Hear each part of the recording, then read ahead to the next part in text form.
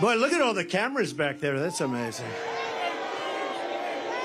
That's the fake news. Yeah. Boo. They're booing. The booing camera. You know, they'll say tonight, Donald Trump spoke to a very small crowd of people in the Bronx. It was a very hostile crowd, very hostile. They hated him very much.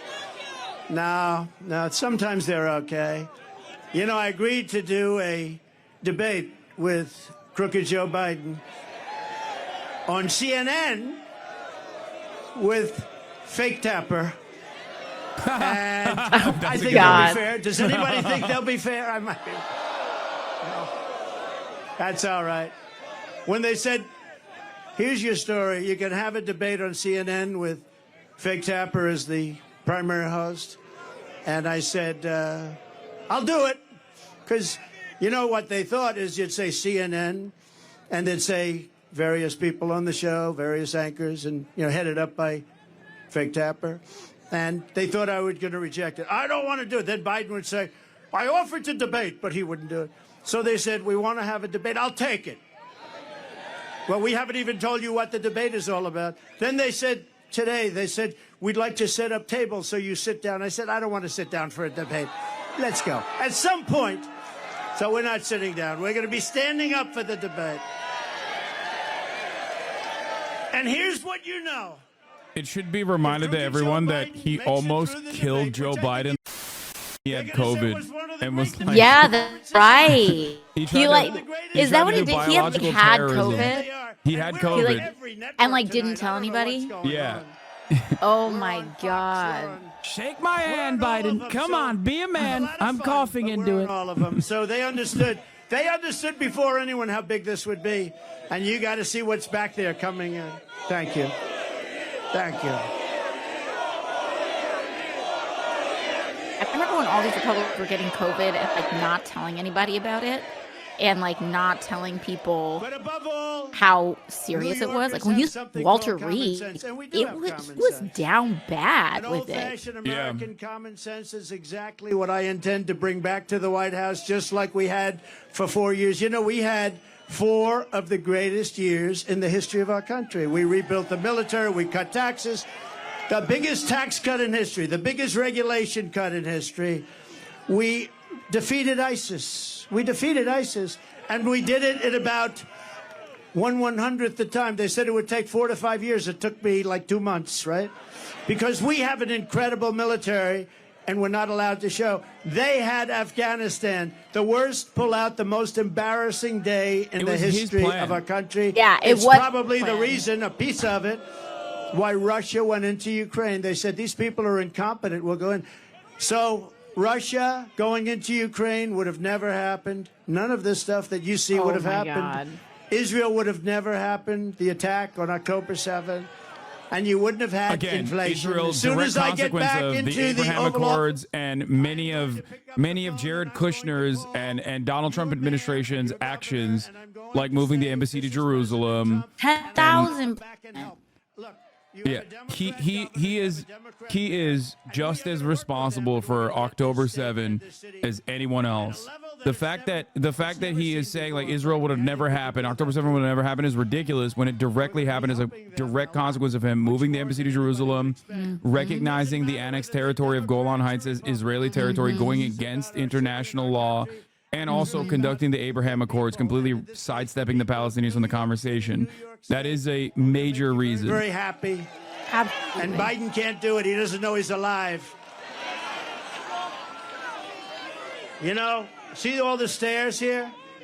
Stair, 2 of them behind me, 1 in the middle. When he's finished with his 2.5 minute, do you ever watch a speech? They last for about 1.5 minutes. When he's finished with his speech, he can never find the stairs.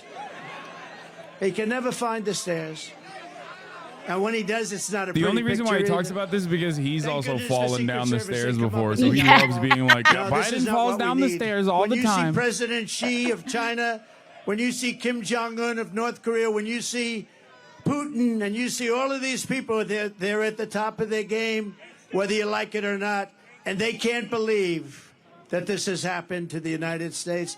We have lost respect all over the world. We were the most respected country in the world 4 years ago. We were respected more than our country was ever respected 4 years ago. And now we're being laughed at. We're like a joke. Do you feel like and that's the not way gonna he happen. this That's has not gonna happen. changed? We're going to do Like when whatever it you're takes to watching fix our him roads, bridges, and conduct highways. this now, We're and the going way to he take used to back do our his Bronx, rallies, not have just they for have they children, but changed for much at all, or have they everybody. remained pretty We're going to consistent? renovate New York It's pretty subway consistent. I system, mean, so they're it no laughing at us. longer looks Narrative like is pretty funny because Yeah. for obvious reasons, like one, America and its like global influence certainly got worse under the Trump administration. But beyond that, he also used to say exactly that about Obama. Like he would say that was like a major point, major talking point for him in his earlier rallies all the way since 2016.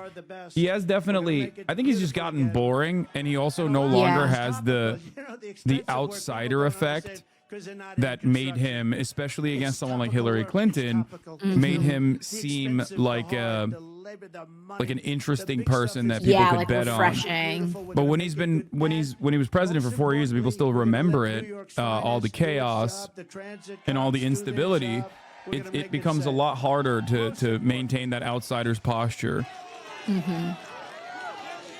And importantly, for the people that are before me today, we are going to make life in New York affordable again. It's gotten totally out of control. The minute crooked Joe Biden shuffles out the door, I will rapidly rebuild the greatest economy, the history of the world. Look, we had the greatest economy in history. Everybody here, where you have a small business or if you had a job, you were getting more than you ever made. And we had no inflation. We had no 1.4%, considered none, considered better than none, because frankly, none in its own way is a bad thing also. We had a The perfect Economist number, 1.4%.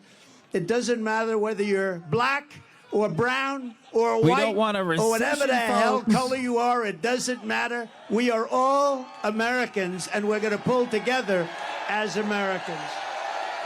This is the only avenue of attack against the Biden administration that is like actually pretty salient, I would say. Yeah. Because that is like universally the number one thing both Democrats and Republicans criticize this administration on, despite the fact that inflation obviously is, I mean, there's many different ways of dealing with it, but we never engage in any sort of like, we never engage in legislative action to combat inflation. No deflationary mechanisms exist in the minds of American politicians for the most part, and only monetary policy. So We had great people. Exactly. But I we mean, and also had one of some the best people that actually I wouldn't have pursues with used. antitrust, like we need to break them up. Like we need to break up a lot of these massive corporations and companies and Yeah. be aggressive in going after them.